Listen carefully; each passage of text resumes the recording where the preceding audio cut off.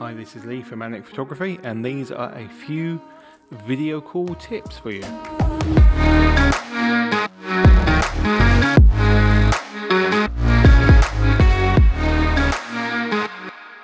It's been 20 months since coronavirus hit, and one of the offshoots of that was the fact it's brought video conferencing and video calls to the fore. Many people are now using them who weren't before, and many people who are using them before are using them even more than they were. Whether it's a meeting with the board, a meeting with your boss, interviewing a new employee, catching up with friends, or even court appearances. Video calls through one means or another, whatever your app of choice, Zoom, Teams, Hangouts, whatever it is, are pretty much everyday life for most people. So it's disappointing that I often see, especially on television, on the news, people that are making simple mistakes that are easy to solve. So I'm going to address a couple of those here today. I'm not going to go into expensive options or things you need to go and buy, and I'm not going to even really cover sound. The best way to do sound is to take the mic and earphones that come with your phone, plug it into your laptop, job done. But moving on. So what can we do to improve the call? What can we do to improve the video?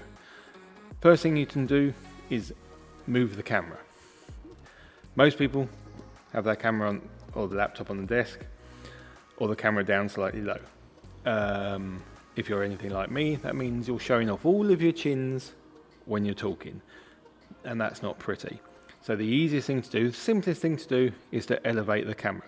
Bring the camera, whether it's on a laptop or on a screen, bring the camera up to your eye line or just above. Now there's a multitude of ways you can do this. You can buy proper laptop stands, you can spend money, you can do all sorts of things, or you can just get a stack of magazines, stack of books, play with them until they're at the height you want.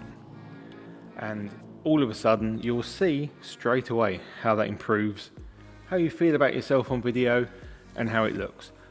Many people hate seeing themselves in photos, video, don't like doing it. So if you can feel better when you're in these calls, that's a good start.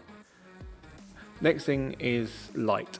A common issue you see is people's faces in shadow. That's normally because there's just an overhead light in the room, or there's a big window behind them. Could be any number of possibilities. So there are a couple of things you can do to solve that problem. The first, most straightforward thing you can do is move your position. Move so that the largest window in the room, assuming it's daylight, is behind the screen behind the camera. You've then got a lot of natural light flooding into your face and then spilling off into the room behind you. That means that your face will be the brightest thing on camera and everything else will fade off. Not everyone has a window, not everyone's having a conference call during daylight hours.